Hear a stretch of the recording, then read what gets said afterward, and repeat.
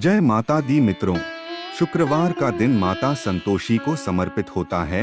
इस दिन मां संतोषी की पूजा करना बहुत ही शुभ माना जाता है। इस दिन उपवास और विधि विधान से संतोषी माता की पूजा करना फलदायी होता है। ऐसा करने वाले की सभी मनोकामनाएं पूरी होती हैं। मान्यता है कि सच्चे मन से माता का व्रत करने वाले व्यक्ति के सभी कष्ट दूर हो जाते हैं। लेकिन व्रत के साथ ही इस दिन संतोषी माता की व्रत कथा का पाठ भी करना चाहिए। माना जाता है कि कथा पढ़े बिना संतोषी माता का व्रत अधूरा होता है। आइए जानते हैं इस व्रत के महत्व और कथा के बारे में। एक वृद्धा थी, उसका एक ही पुत्र था। वह पुत्र कुछ काम नहीं करता था। वृद्धा पुत्र के विवाह के बाद बहू से घर के सारे काम करवाती, परंतु उसे ठीक से भोजन तक नहीं देती थी। यह सब लड़का देखता था, लेकिन अपनी माँ से कुछ भी नहीं कह पाता था। बहू दिन भर काम में लगी रहती थी। उपले थापती, रोटी रसोई करती, बर्तन साफ करती, कपड़े धोती और इसी में उसका सारा समय बीत जाता। एक दिन लड़का माँ से बोला, माँ मैं परदेश जा रहा हूँ। माँ ने बेटे को जाने की स्वीकृति दे दी। इसके बाद वह अपनी पत्नी के पास जाकर बोला, मैं परदेश जा रहा हूँ, तुम मुझे अपनी कोई निशानी दे दो। बहू बोली, मेरे पास तो निशानी देने के लिए कुछ भी नहीं है। यह कहकर वह पति के चरणों में गिरकर रोने लगी। इससे पति के जूतों पर गोबर से सने हाथों से छाप बन गई। पुत्र के जाने के बाद सास के बहू पर अत्याचार और बढ़ते गए। एक दिन बहू दुखी हो मंदिर चली गई। वहां उसने देखा कि बहुत सी स्त्रियां पूजा कर रही थीं। तब उसने उन स्त्रियों से संतोषी माता के व्रत और पूजा के बारे में जानकारी ली, तो वे बोली कि हम संतोषी माता का व्रत कर रही हैं, इससे सभी प्रकार के कष्टों का नाश होता है। स्त्रियों ने बताया कि शुक्रवार को स्नान करके एक लोटे में शुद्ध जल लेकर गुड़ चने का प्रसाद लेना तथा सच्चे मन से माँ का पूजन करना। खटाई भूल कर भी मत खाना और न ही किसी को देना। एक वक्त भोजन करना। व्रत का विधान सुनकर अब वह प्रति शुक्रवार को संयम से व्रत करने लगी।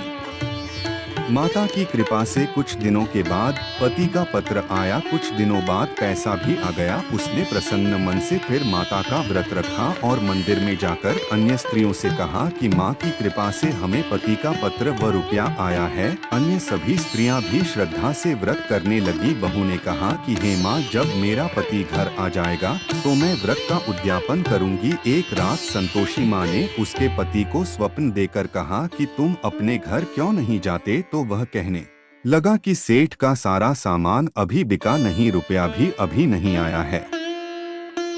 उसने सेठ को स्वप्न की सारी बात कही तथा घर जाने की इजाजत मांगी, लेकिन सेठ ने मना कर दिया। माँ की कृपा से कई व्यापारी आए, सोना चांदी तथा अन्य सामान खरीद कर ले गए। कर्जदार भी धन लौटा गए। तब साहूकार ने उसे घर जाने की इजाजत दे दी। घर आकर पुत्र ने अपनी माँ व पत्नी को बहुत सारे रुपए दिए। पत्नी ने कहा कि मुझे संतोषी माता के व्रत का उद्यापन करना है। उसने सभी को न्योता दे उद्यापन की सारी तैयारियां की। पड़ोस की एक स्त्री उसे सुखी देख ईर्ष्या करने लगी थी। उसने अपने बच्चों को सिखाया कि तुम भोजन के समय खटाई जरूर मांगना। उद्यापन के समय खाना खाते खाते बच्चे खटाई मांगने लगे, तो बहू ने पैसा देकर उन्हें बहलाया। बच्चे दुकान से उन पैसों की इमली खटाई खरीदकर खाने लगे। ऐसा होने पर बहू पर संतोषी माता क्रोधित हुई। नगर के राजा के दूत उसके पति को पकड़कर ले जाने लगे। बहू की स्थिति पुनः वैसी ही हो गई। तब उसने माता के मंदिर में जाकर पूछा कि माँ, मेरे साथ ऐसा क्यों हो रहा है। तब माँ ने कहा कि उद्यापन में बच्चों ने पैसों की इमली खटाई खाई है, जिसका परिणाम तुम्हें भुगतना पड़ रहा है। फिर बहू ने पुनः व्रत के उद्यापन का संकल्प किया। संकल्प के बाद वह मंदिर से निकली तो राह में पति आता दिखाई दिया। पति बोला कि जो इतना धन कमाया था राजा के पास, उसका कर चुकाने गया था। तब वह बोली कि अब चलो घर चलते हैं। फिर अगले शुक्रवार को उसने विधिवत व्रत का उद्यापन किया। इससे संतोषी माँ प्रसन्न हुई। 9 माह बाद दंपत्ति को सुंदर पुत्र की प्राप्ति हुई। अब सास, बहू तथा बेटा माँ की कृपा से आनंद से रहने लगे। संतोषी माता की अनुकंपा से व्रत करने वाले सभी स्त्री पुरुषों की सभी मनोकामनाएं पूरी होती हैं। हाँ, संतोषी माँ के व्रत में एक बात का ध्यान रखना चाहिए कि खट्टी चीजों से परहेज करना चाहिए, नहीं ग्रहण करना चाहिए, नहीं किसी को देना चाहिए, इससे माँ नाराज हो सकती हैं। जैसे वृद्धा की बहू के सभी कष्ट दूर हुए, वैसे ही संतोषी माता के व्रत के दिन कथा पढ़ने से परीक्षा में सफलता, न्यायालय में विजय, व्यवसाय में लाभ और घर में सुख समृद्धि का पुण्य फल प्राप्त होता है। इसके अलावा ऐसी मान्यता है कि संतोषी माता का व्रत रखने के फलस्वरूप अविवाहित लड़कियों को सुयोग्य वर की शीघ्र प्राप्ति होती है।